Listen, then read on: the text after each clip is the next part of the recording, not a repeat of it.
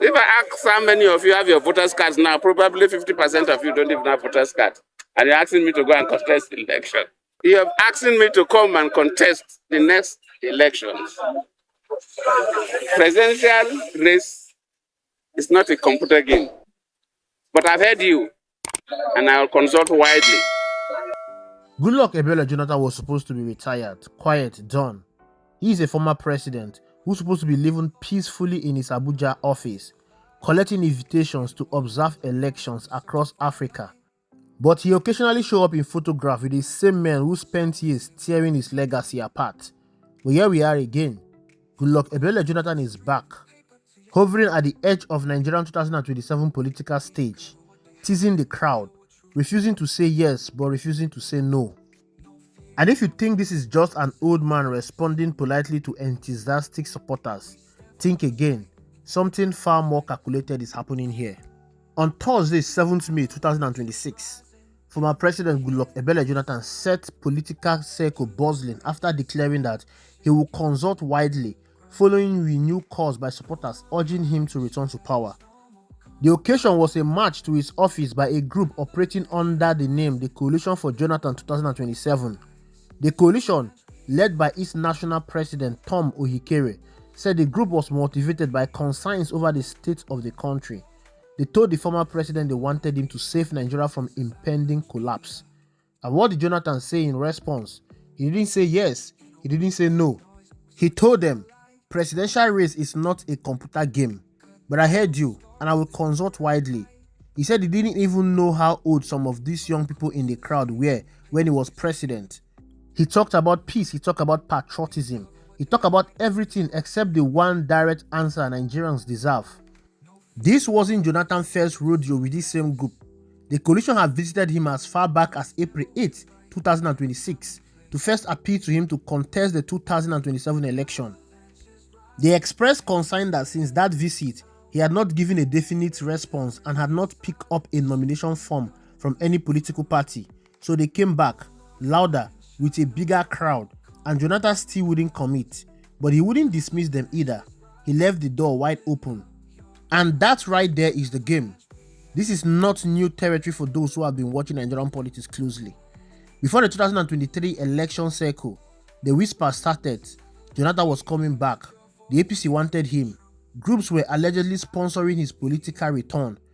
And in one of the more embarrassing spectacles of that season, a group reportedly purchased a presidential nomination form on his behalf, practically begging him to enter the race.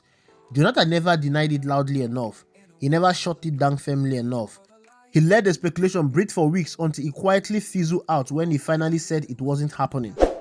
Now the same script is being recycled, just updated for 2027. A new coalition, a new match, a new round of vague non-committal statements. Different year, same Jonathan, same game. Let us call this for what it is. This is not a genuine movement by Nigerians crying out for Goodluck Ebele Jonathan to save them. Jonathan served as Nigerian president between 2010 and 2015. That is over a decade ago. The landscape of Nigerian politics has shifted completely. A new generation of voters has emerged. The energy, the anger, the hunger for change that defined the 2023 election cycle, where Peter Obi electrified millions of young Nigerians with the Labour Party movement, has not gone anywhere. If anything, it has grown sharper with every passing day of the Tinubu administration economic hardship. And ask yourself a simple question. If you wanted to blunt that energy, if you wanted to take vote away from a candidate who commands the loyalty of the South and youth, what will you do? You will insert a familiar Southern face into the race.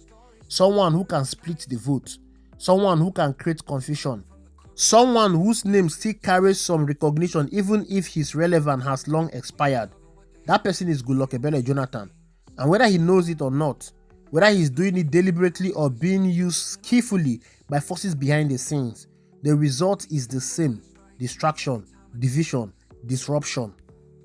But let us be clear, as a Nigerian citizen, Goodluck Ebele Jonathan has every legal and constitutional right to contest any election he wants to. Nobody is disputing that. He was president, he has experience, he is alive and qualified. If he wants to throw his hat into the ring, the Nigerian constitution does not stop him. This is not about legality. If you want to talk about legality, then go to court. Let the court interpret that for you. This is about judgment. This is about reading the room. This is about whether a man of Jonathan's stature should be participating in this kind of political theater, allowing his name to be dangled in front of the public every 4 years like bait on a hook, only to keep Nigerians guessing why others benefit from the confusion. Jonathan had his moment. He had his time. He served as president from 2010 to 2015. He had the power, the platform, the opportunity to shape Nigeria's future. Whether he did enough with that time is a debate Nigerians are still having. But the moment has passed, the chapter is closed, and a man of his age and experience showing up at this stage to consult widely on whether he wants to run again is not the behavior of a statesman. It is the behavior of someone who is either deeply out of touch or deeply in on a scheme he refused to publicly acknowledge. Here is something that gets glossed over every time Jonathan's name surfaces in political conversation. A large segment of Nigerians, particularly those who voted PDP, are still furious with him, not for the reason the APC like to cite. They are angry because of how he exited power in 2015. When the APC won that election, Jonathan considered before the results were even fully announced. In a country where politicians fight tooth and nail for every seat from local government to governorship, a sitting president walked away from power with barely a murmur. His supporters felt abandoned. They felt betrayed. They have fought for him, campaigned for him, believed in him, and he handed over without giving them a reason, a fight, or even a compelling explanation. And then what happened after? The APC took over and went on a relentless campaign of destruction, tearing down everything the Jonathan administration had done, turning his name into a synonym for corruption and incompetence. Oil blocks were allegedly allocated without due process. Corruption scandals were paraded. His officials were arrested. His entire legacy was systematically dismantled in the court of public opinion. And through all of that, where was Jonathan? Quiet, silent, compliant. He never spoke out. He never pushed back. He never stood with the Nigerians who stood with him. He just watched as his record was rewritten by the people who defeated him, and he said nothing. Worse, he kept visiting them, photographed with Buhari, photographed with Tinubu, smiling, comfortable, unbothered. When Nigerians were groaning under Buhari's economic mismanagement and insecurity crisis, Jonathan was nowhere near the conversation. When the NSAS protest shook the country in 2020, Jonathan had nothing to say to the young people being brutalized on the street. When fuel subsidy removal hit Nigerians like a sledgehammer under Tinubu, Jonathan was not among those raising their voices. He was never on the side of the Nigerian people during any of this moment. He was always somewhere comfortable, close to power, close to the establishment, and far from the street where we Nigerians were suffering. Here is perhaps the most devastating reality that this entire Jonathan 2027 conversation ignores. Jonathan himself admitted it when he looked at the crowd that came to his office and said he did not even know how old some of them were when he was president. He noted that more than 80% of the supporters in that crowd were very young people, and that he didn't know how old some of them were when he was president. Think about that for a moment. Jonathan is essentially acknowledging that a huge portion of the people being mobilized in his name have no lived memory of his presidency. They don't know what he did in power. They don't know his record.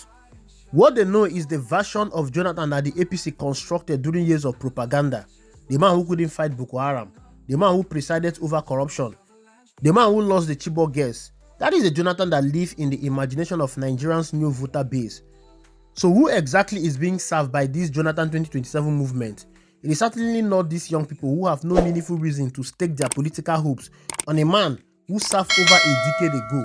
It is not the broader Nigerian public that has moved on. The only people being served are those who need Jonathan's name in the race to fragment the opposition and protect the power that be. Nigerian political operators are creative, ruthless, and exceptionally good at one thing. They know how to divide their opponent. They know that the opposition's greatest strength is unity and that its greatest weakness is ego and ethnic calculation.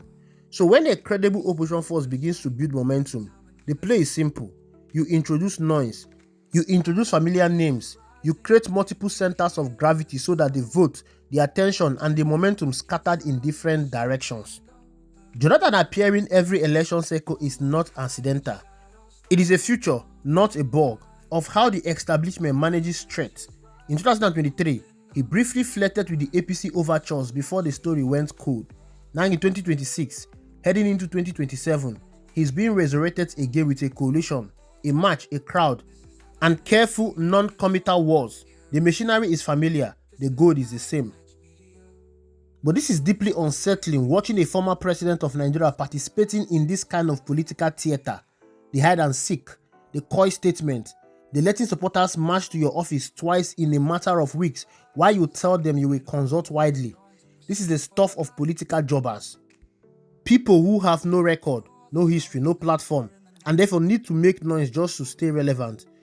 It is not a conduct expected from someone who once occupied the highest office in the most populous nation in Africa. Former presidents in serious democracies build institutions, they write books, they establish foundations. They use their post-presidency to contribute to governance, policy, and national healing. Jonathan has done some of that, to be fair. His election observation work across Africa has been acknowledged. He has written a book, he has a foundation, but that credibility, that hard-earned image of a post-presidential statesman is being traded away every time he allows his name to be used as a political football in this manner.